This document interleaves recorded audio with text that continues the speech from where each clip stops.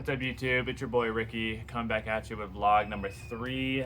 Today's vlog going to be a little bit different. Instead of just doing one day, I think we're going to spread it out over a couple days, maybe do a weekly vlog. Got a lot of moving parts going on my end of things that I'm really excited to share with you guys. Today, what I got over at the college again, just going to get some light catch play in. I'm going to have an off day tomorrow. And then we're going to hit the golf course with Kendall and her side of the family. And then gotta finish up some packing, got an overnight flight, and we'll give you guys more on that later in the video. I hope you guys have been enjoying the content. Please let me know in the comments below whether it's good or bad. Anything can help, whether you guys are critiquing the video, whether it's the videography side of things, the commentary side of things, just if it's boring, like please let me know. Like I'd love to try to make these as interactive and best as possible for you guys. With that being said, let's get on with the rest of the day.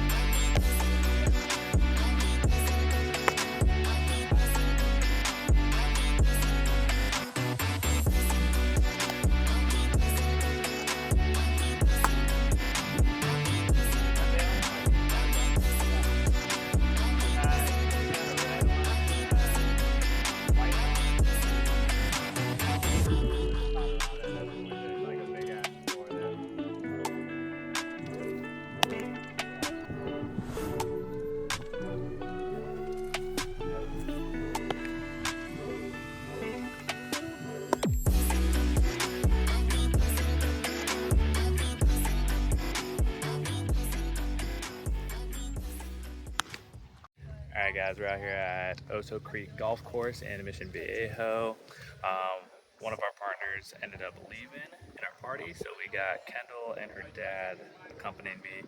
We're going to try to get all 18 in, but we may have to leave a little bit earlier because of the flight that I have to take. So there's Kendall getting her nice warm-up swings in, and her dad Derby. Last time that we played around the golf, Kendall wasn't having any of it. She gave up after, I believe, hole 12 and hole 13 through 17 were a pain in the ass. So we're gonna try to keep her cool today and have some more fun. She's actually better than I am. I'm not gonna lie. She just had a horrible round last time we're in. So, but enough commentary for me. And here's some highlights from our holes of 18. Hell yeah.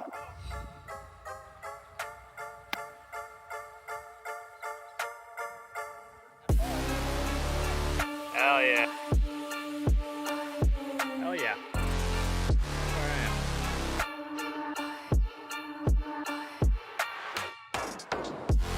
Oh yeah. Wait, let's look at it. Ugh, that's gross.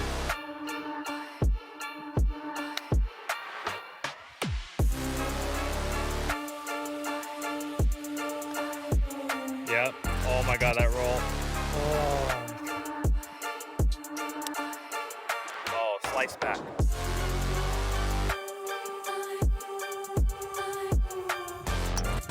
Hell yeah. Holy shit.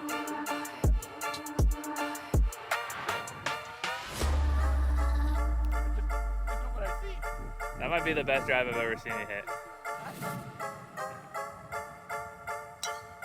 Oh, you're right with your daughter. I see you.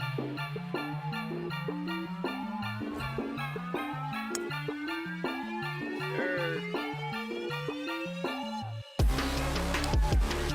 Oh, that's right on it. That's right on it.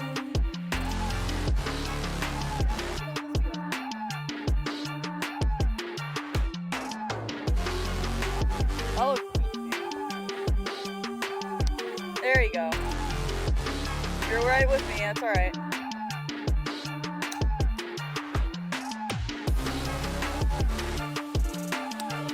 Beautiful. Nice.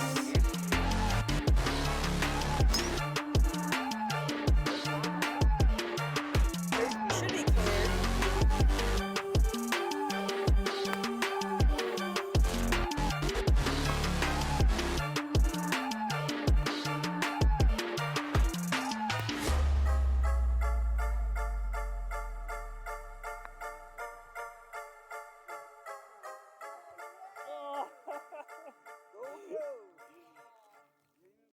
All right, we're approaching on the 16th hole. How are you feeling so far, Kendall?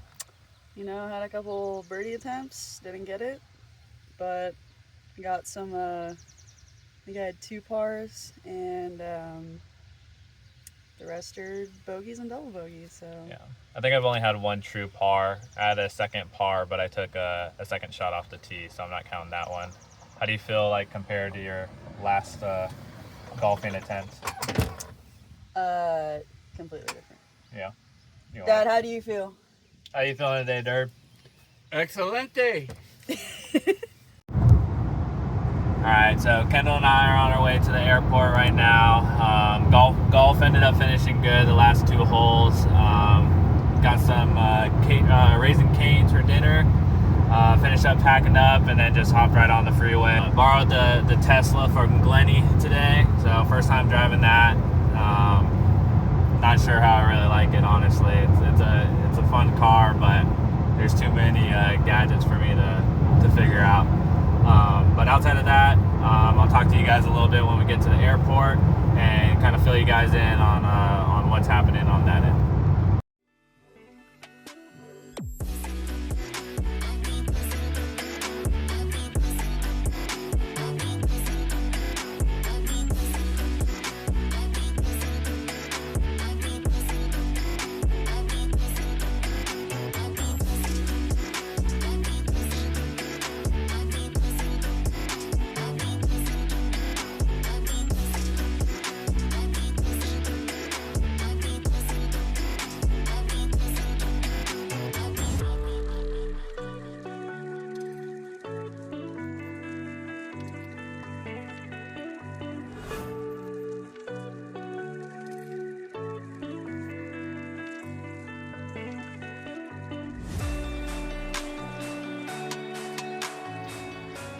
Alright guys, it's currently around 5 p.m. on Sunday, March 26th. I'm not talking to you guys at the airport, obviously. It was way more crowded than I thought it was going to be for a red eye. I mean, I hopped on the flight at about 1:10 and it was a fully booked flight, but there was like 15 other flights that were fully booked. So that took me by surprise, but hopped on a flight from Tijuana to Mexico City and then had a 2.5 hour layover there in Mexico City. Went from Mexico City all the way to Villahermosa down here in Tabasco.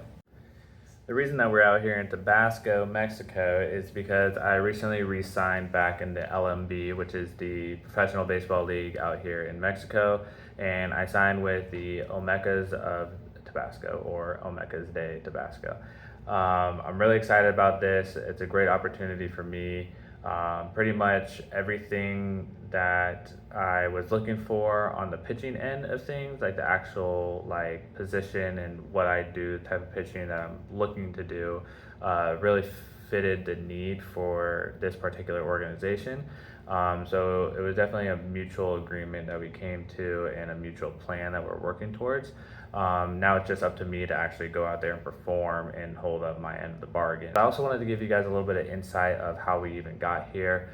So at the beginning of this season, I was with Tijuana, who I was with last year, and I was with them for spring training. I thought I did a decent job. Gave up a couple of hits my first outing, but then after that, my next 2-3 outings, I thought I was pretty solid. I was sitting anywhere between 93 and 96 with my fastball, and my cutter was around 90, 91. I'll throw some video up here, from my last outing in spring training, just so you guys can kind of have some, insight of what I was doing, like where I thought I was at. So with that being said, they wanted to make a roster change, but they didn't necessarily want to get rid of me. So they actually offered me to start the season on the taxi squad, which basically was going to be where they allowed me to go home and train and stuff like that, while still being like part of their organization, just not on the active roster exactly. So for me, I just wasn't comfortable with that. I was really eager to start the season, get rolling, get my work in, and ultimately, perform good enough to potentially come back stateside and hop on with the team on the affiliate side of baseball, on the MLB affiliate side of baseball. And so, with that being said, I respectfully asked for my release, and respectfully, they granted it for me at the beginning of the season. And with that being said, it kind of hindered roster changes for other teams to pick me up immediately right after the season started. So I was sitting at home for about a month. That's what you guys have seen in the last couple of vlogs. I've been doing that daily, been trying to get 2 bullpens a week, throw 5 times, 6 times a week, get 2 to 3 workouts in, true lifts, and then get a couple cardio days in, just doing what I can do to stay ready for an opportunity like this to present itself. And luckily I stayed true to the process, stayed true to my plan, and what I wanted to do, and kind of go about this in my way, and then kind of wait for a team to be open arms. And before we head over to the field, there is one last thing that I wanted to share with you guys. Actually, I'm just gonna throw up a video real quick right here. This is actually the video in the bullpen that got me signed to this team. Now, I'd sent video of my last spring training, which you guys, spring training outing, which you guys just saw. And then if you guys follow me on Instagram, which is at Rickey Dreams, same as the handle here. You guys have seen me post some of my individual bullpens, but this bullpen I did not share in a vlog. I did not share on social media. I only shared this directly with this club because I specifically wanted to sign with this club. So, I just wanted to show you guys also the power of, hey, if you guys are out there, if you guys are free agents like I just was, like, video is very important, consistency is very important, and communication is very important. And so don't think that the work that you're getting done is going unnoticed. Like, always record. If you guys have a camera, like, get the stuff that you guys need to get done, even if it's in the weight room. Send that stuff out. Like, there are teams that want to know that you are continuously staying in shape. Instead of a month, I just missed a whole month of the season, and a team is taking a chance on me because of the work that I've been putting in behind closed doors, essentially. Like, I've been putting some of it out in front of the public, but the other stuff has all been behind closed doors. And so a lot of teams are going to respect that, and when there is a need, someone will call. So just want to give you guys a gentle reminder that don't give up on yourself, and just keep striving to do what you guys are doing. All right, we just pulled up to the concourse. I'll walk you guys through, kind of get down the tunnel, the players walk through when we enter, and then I will get us through show you guys a little inside of the field and locker room. Might have to spread out the locker room to later in the day or tomorrow, just because some guys did show up early as well. Just don't, clubhouse kind of ruling, obviously don't want to invade on anybody's privacy.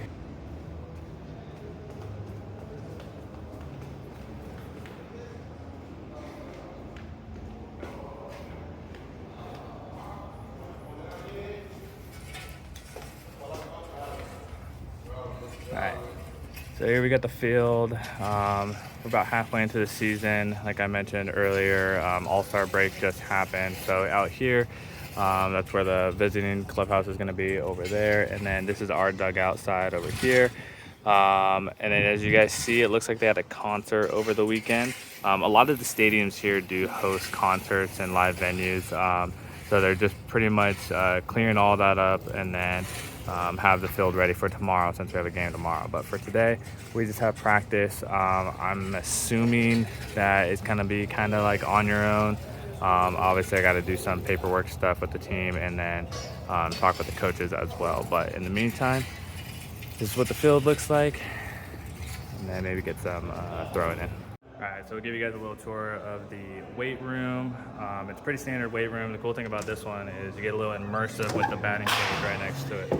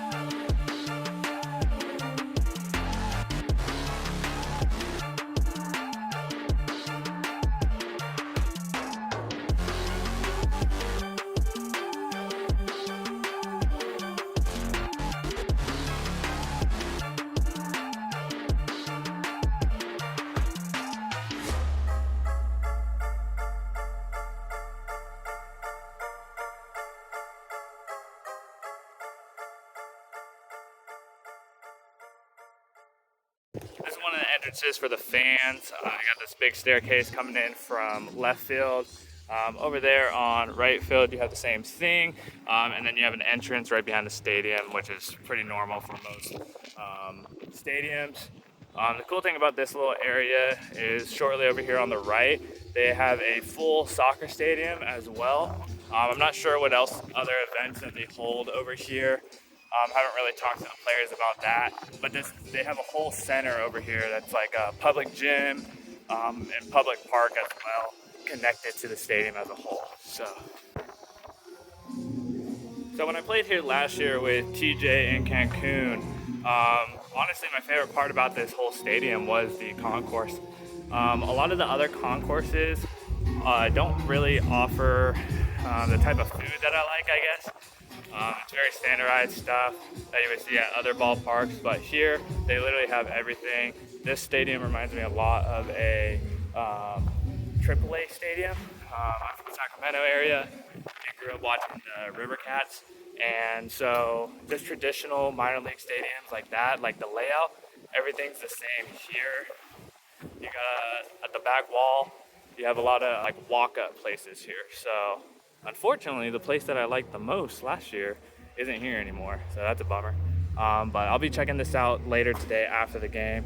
So you have 1, 2, 3, 4, 5, 6, 7, 8, 9, 10, 11 different walk-up stations, and I think they treat this almost like a fair where they rotate who rents out these places. So that's really good for those local restaurants as well.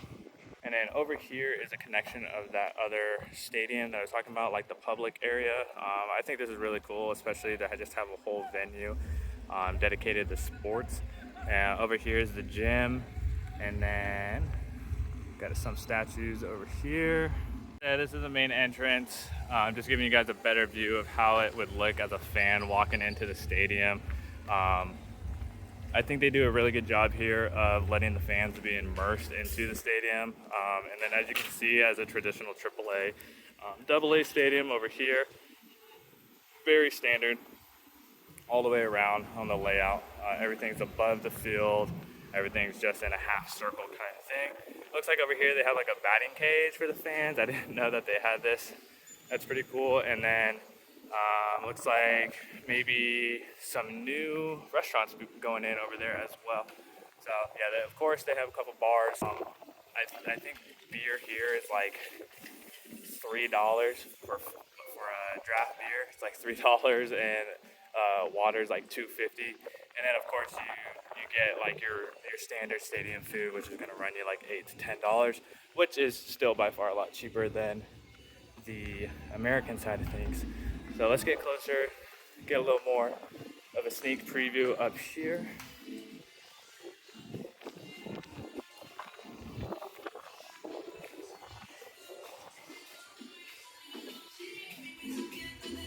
So we got some early hitting going on after the live BP. And as you can see, we hold a pretty big crowd here. I would say that this is probably on par with Tijuana. I think Tijuana draws a little bit better of a crowd on a consistent basis. Here, it's hard to grab people to come here on a weekday when it's 100 degrees outside. So on the weekends, at least last year when I came here on the visiting side, it seemed to be a lot more popping on the weekend. Hey guys, how's it going? It is June 3rd. I just finished my first week here in Tabasco. We're about to hop on a late flight again. We're gonna head over to Monterey, bus over to Laredo, have a 3-game series there, and then we're gonna be going over to Tijuana after that. So excited for the next couple series to come through. Just wanted to give you guys a look at a couple of the outings that I had this past week. I was fortunate enough to get in there twice. First one definitely did not go the way that we had planned, but it was a baseball inning and a half. I made some really good pitches, came in with a clean inning, and honestly, it did my job. Came in 3 strikes, let one get away from me, but outside of that, my boy Sam came in after and completely bailed me out. And so we'll see that right now. So my first game was actually against Tijuana as well at home. So that was a cool experience as well. I ain't got no problem with them. It was good to see some of the guys that I used to play with. But we'll jump right back into this first at bat. Starting off, going a couple cutters to Junior Lake here. Went cutter, slider. Just let the video do the talking here.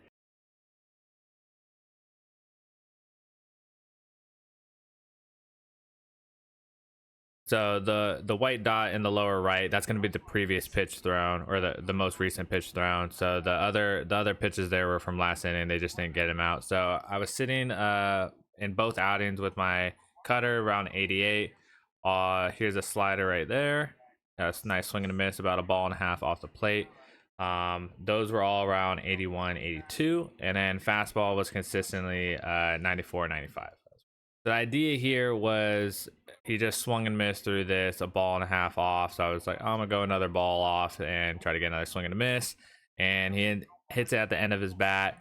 Nothing that you could do there. Literal, just old saying, tip of the cap. Like, it is what it is. There's nothing else that I could have done there. If you want to get nitpicky, it's like, okay, let's maybe get the ball in the dirt. Don't even give him a chance to hit the ball, right? But I wasn't trying to be too perfect with it. I just, try to repeat the last pitch that I just done, and I got it even another half a ball off of the plate. So, like I said, good for him. Here, I knew this at bat. I was trying to get in on his hands for the most part, so I was gonna set him up away, work inside on him. As you can see, the way that he sets up, he does leave that inner half like way open. So the reason that is because he's really good at inside outing balls.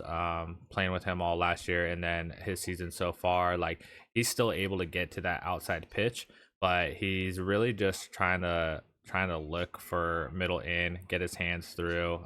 He's more of a gap to gap guy, not really gonna do too much damage. Here there was a little bit of bickering going on with Junior, and we couldn't figure out who he was bickering with. Our catcher was confused. Is he talking to me, or is he talking to the umpire? Yeah, I'm not too sure what was going on there, but yeah, this next pitch, I believe we go back to the cutter, I believe. Yep. So he takes it there, and based off of that approach, I don't know if you guys can tell with his timing there. I actually thought he was reading for it. These guys know that I'm gonna come out here throw 80% cutters. So because of that, I was like, all right, let me throw a fastball here. See if I could blow it by him. Oh, yeah. So there's that fastball, middle in. So right there, the timing, I can tell that he was not ready for the fastball. He was just sitting, cutter there, and as you guys can see by the plot, they actually call that first cutter a ball. So that was another thing what trying to change this. If I get that called strike, he's forced to swing on that fastball there, and his timing's not gonna be there. Same thing, right down the middle, fastball. He's laid on it. So in my head, I'm like, okay, I just got to get this ball in, and I'm gonna blow it by him. And made a pretty good pitch in my opinion. Same thing. If you want to get nitpicky about it, you could have said, oh, you knew he was gonna swing. Could have gone up a little more with it, or another ball inside. But that's about as painted on the inside corner as you're gonna get.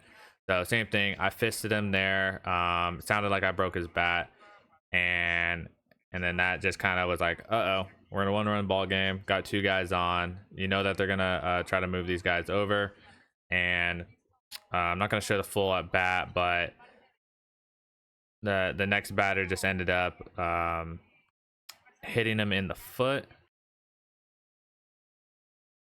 and there you go. You see it hit him on the foot. You see my confusion there. I'm not questioning that it hit him in the foot. It was, I'm not that type of player. What I was actually questioning is why the hell the umpire didn't make any call whatsoever. So even there, it's pretty, you know, I'm sure they heard something, and that's why it was no call was made, and they were just kind of like, oh yeah, that hit him, but there was no signal, no time, no foul ball, no hit batter or whatever. So unfortunately, that was the end of my night. I only threw 12 pitches, and like I said earlier, luckily my boy Sam came in, one of the new additions to the team as well, came in with bases loaded, no outs, and somehow gets out of this jam. There he goes, absolutely fists this guy with the slider in on the hands. Almost got the double play there. They did think about reviewing this, ended not, but basically like a soft liner to our third baseman, over to almost diving into the bag itself.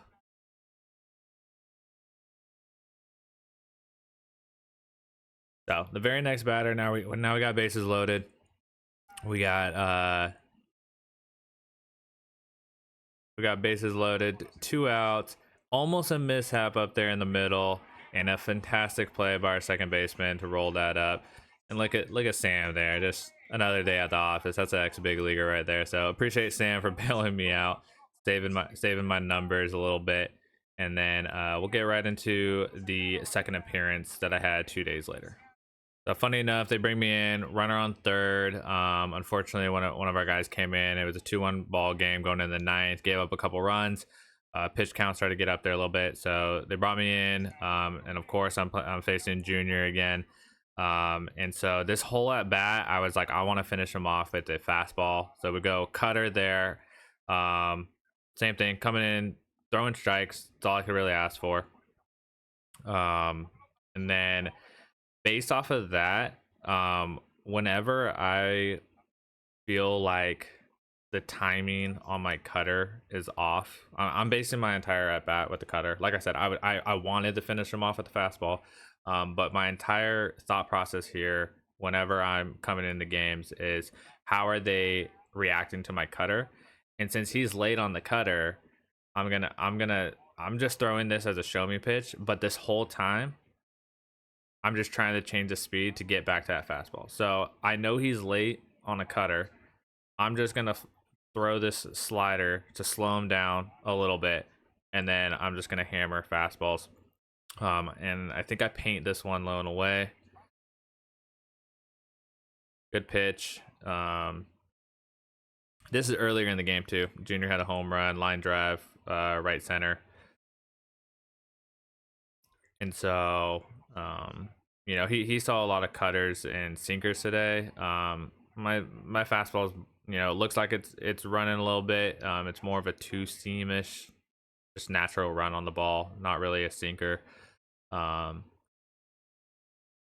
there I actually shook off my catcher. He wanted fastball in, and I didn't want to show him anything on the inner half. I just the way I was reading that bat, I didn't want to just give him something that he can just kind of drop the barrel on. He does have a longer swing, is kind of how he got the hit the other day.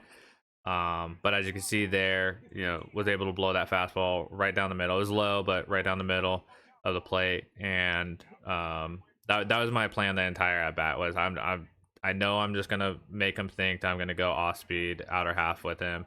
But yeah, that first cutter was all I needed to know that I could beat him late in that bat with the fastball. So those are the 2 first appearances for me. Looking to get back in there tomorrow after our travel day tonight. Like I said, we go to Laredo and then we go to Tijuana, and I will see you guys in the next vlog, and I hope you guys have been enjoying. Later. It's the beginning and the end. It is abstract. I am the Leviathan. This starts with a violent end. It's Clash of the Titans, then the sky collapse and I relax the abstract. Nah, motherfucker, when I silence them, tune it back, I'm soon to snap and view you rap humans as stupid bastards. Actually useless cats and moving past you, soon you'll be doomed to act. I learned the truth is false, so burn the few that learned it too, then walk home.